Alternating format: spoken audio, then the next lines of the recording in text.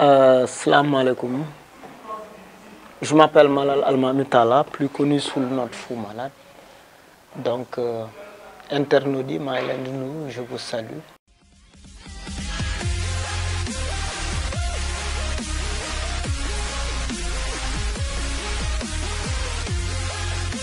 Oui, je pense que quand il y a match, il y a forcément défaite ou nul ou victoire.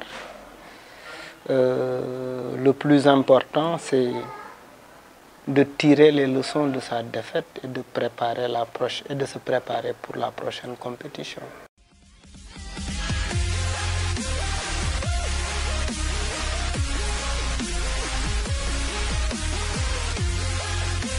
Oui, il y a beaucoup qui ont évoqué, peut-être l'isolement du Sénégal et puis peut-être une certaine arrogance de la diplomatie sénégalaise, exprimant une certaine supériorité par rapport à certains États de la sous-région. Ça crée une certaine frustration, ça crée une certaine distanciation ou bien une certaine sincérité dans les rapports. Les Sénégalais sont très surpris, je veux dire les autorités sénégalaises sont très surpris de la Mauritanie, de la Guinée, surtout des pays qui semblent proches du Sénégal et étant amis du Sénégal. Parce que ils auraient voté pour un autre candidat et ils auraient voté contre le Sénégal. Donc, je pense que ceci doit nous amener à plutôt être beaucoup plus regardants par rapport aux relations que nous entretenons par rapport aux autres pays. Est-ce que notre arrogance n'a pas, ou bien notre arrogance diplomatique n'a pas eu un impact négatif sur ce vote-là? C'est des points importants. Et puis peut-être aussi il y a eu un problème de profil. Est-ce que Abdoulaye Bathily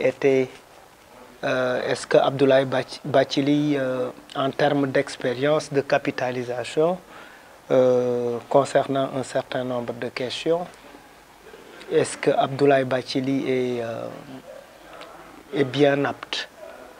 Est-ce qu'il n'y avait pas de meilleur profil? Est-ce qu'on n'a pas essayé,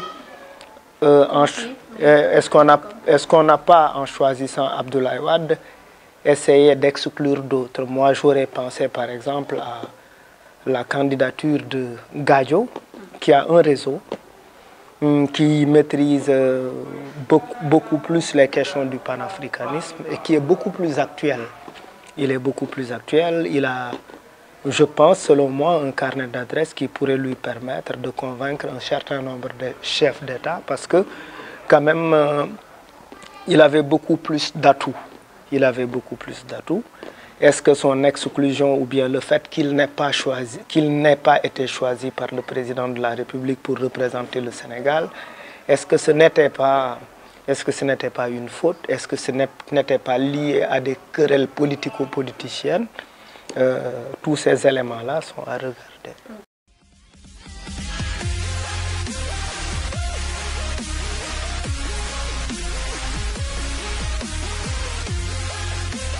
Le Sénégal et la Gambie, c'est le même pays.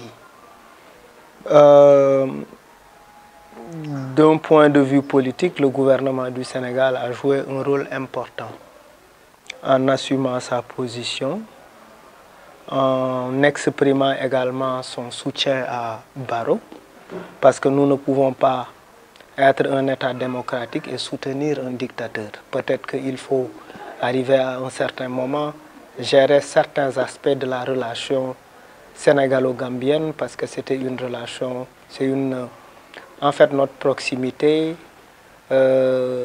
facilite notre unité, mais notre proximité également notre proximité pourrait être source d'interprétation par rapport à un certain nombre de fonctionnements, par rapport à un certain par rapport à un certain fonctionnement. Je pense que d'un point de vue politique, le Sénégal a joué un rôle important, mais que les mouvements citoyens et les organisations non gouvernementales aussi installées au Sénégal ont joué un rôle très très important.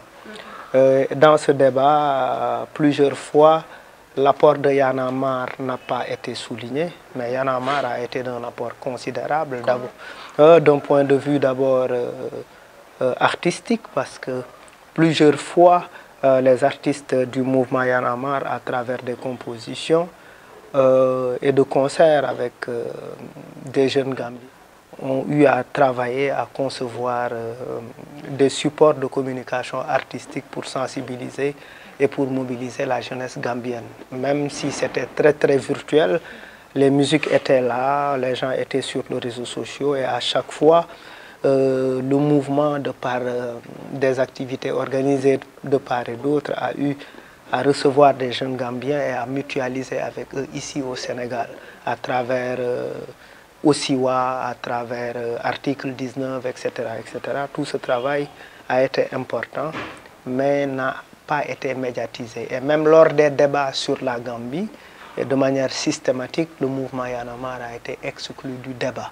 Parce que quand on parle d'une jeunesse qui se mobilise en Afrique de l'Ouest ou bien en Afrique en général, je pense que de près ou de loin, le mouvement Y'en a marre a joué sa partition de manière assez discrète. Yaya s'est entêté, finalement il est parti avec plus de 11 milliards.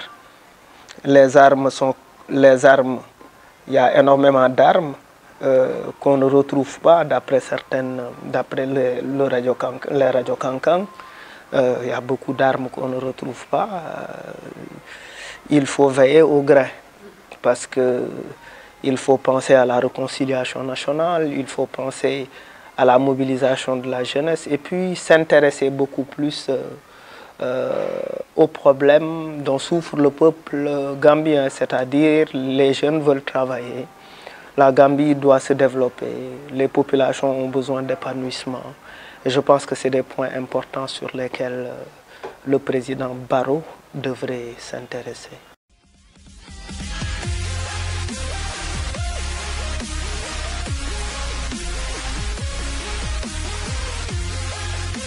Je ne peux pas m'aventurer à apprécier pour le moment le travail de Barrow. Il vient de s'installer, ça ne fait même pas un mois, avec toutes ces lourdeurs, avec l'entêtement de Yaya Jammeh, avec Yaya Jammeh qui est toujours là, présent dans les esprits gambiens, parce que Yaya avait vraiment construit un mythe autour de lui, les crocodiles et autres, les assassinats, les disparitions, les emprisonnements, l'accaparement de tout, mais surtout, Yaya reste encore dans la conscience d'un certain nombre de Gambiens, parce que il y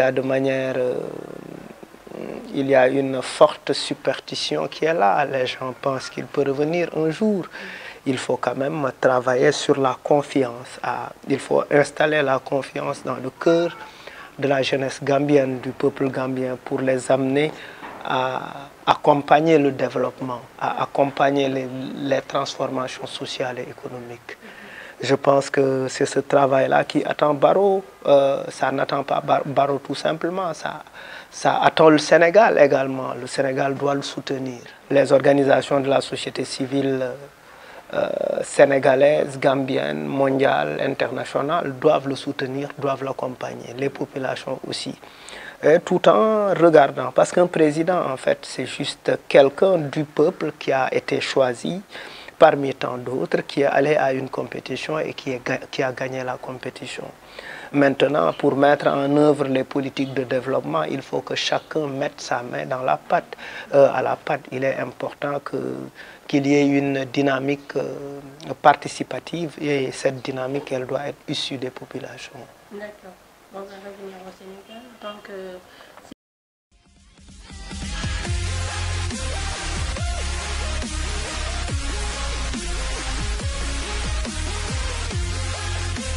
je dirais en termes de bilan, je suis tout simplement déçu.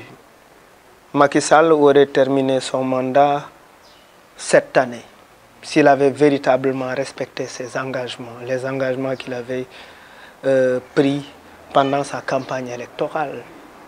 Il est venu promettre aux populations qu'il allait faire 5 ans.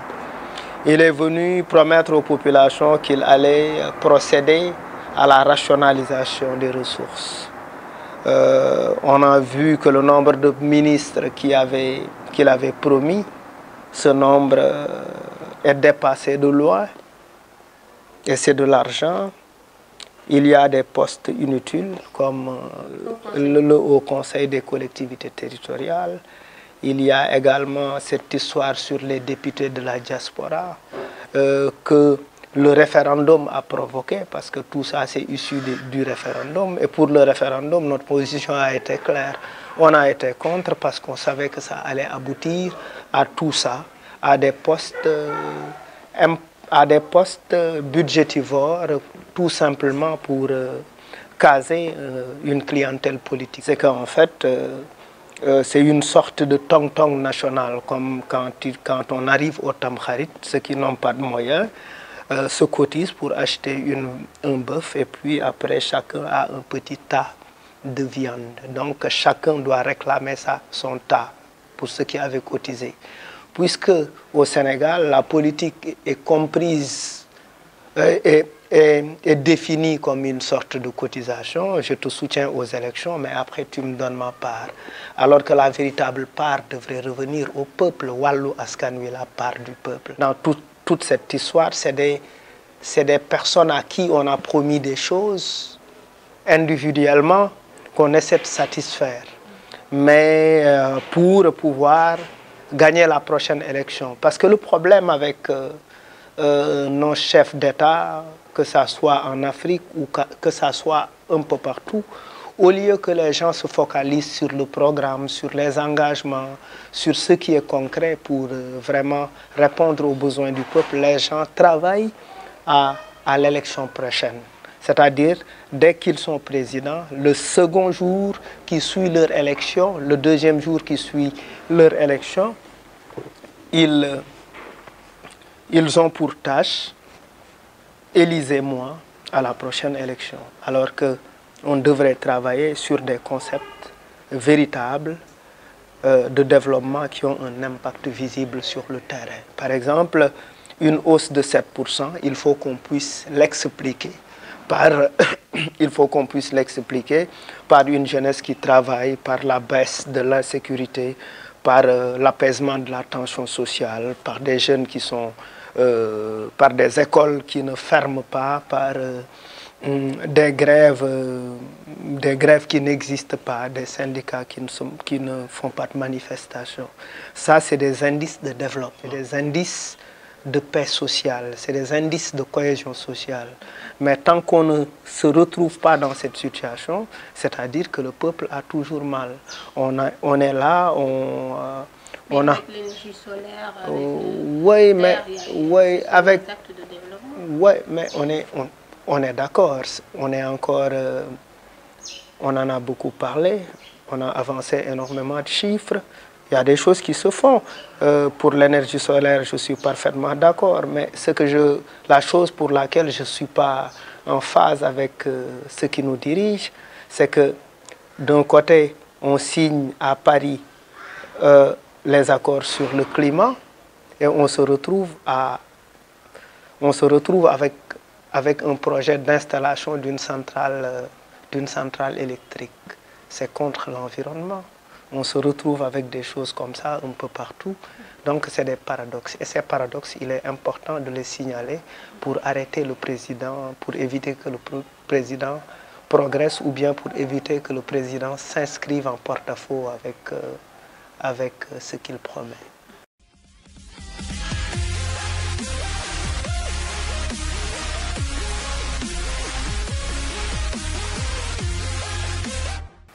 Les jeunes qui ne travaillent pas, on doit s'en occuper. C'est la responsabilité de l'État ou bien ce sont les jeunes? Oui, c'est-à-dire, il y a... Quand on est dans un pays, qu'on entende qu'il y a des milliards qui ont été injectés pour réduire le chômage, qui ont été injectés pour la formation des jeunes et qui finissent dans les permanences du parti avec des jeunes qui soutiennent le parti, c'est-à-dire on ne distingue pas les ressources publiques et les ressources du parti. Il est important pour faire respecter les principes de bonne gouvernance et de démocratie, c'est-à-dire travailler de manière hétérogène avec les gens, c'est-à-dire il faut choisir dans la composition des jeunes avec qui on travaille, des jeunes issus de toutes les couches sociales, de toutes les appartenances politiques et idéologiques. Mais on ne retrouve pas ça. Il y a toute une communication qui essaie de montrer que tout cela n'existe pas. Mais c'est archi faux parce que c'est encore des jeunes appartenant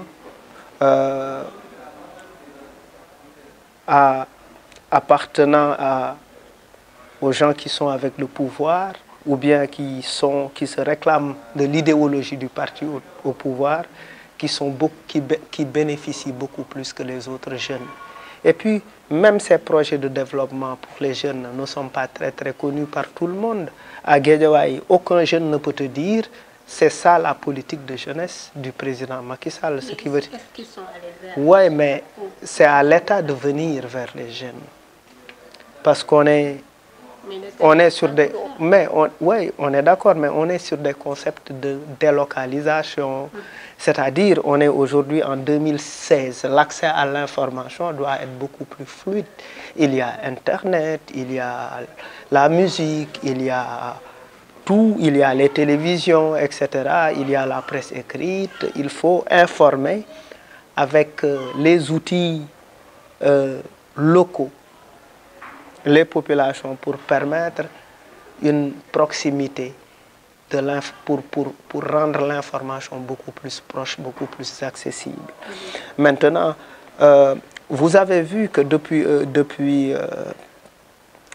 depuis quelque temps, il y a eu plus d'une dizaine de personnes qui ont été tuées à couteau, suite à des bagarres, agressions, nanani, etc. etc.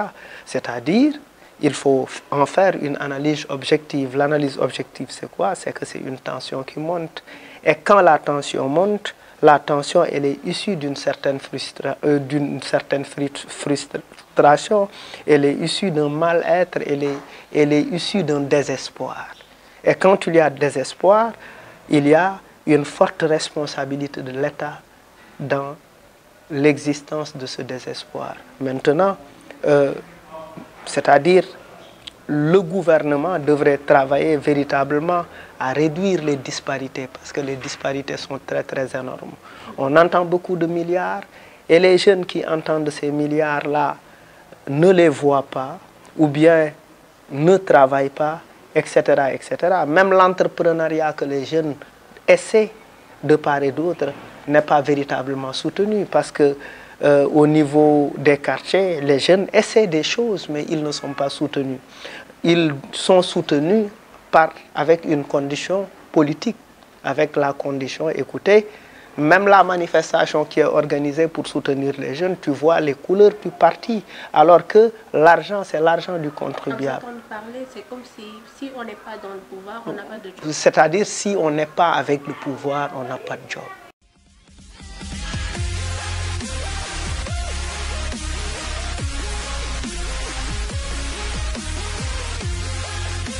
Je l'ai interpellé en tant que maire de la commune. Okay. Et cette commune, nous la partageons, nous l'avons élue.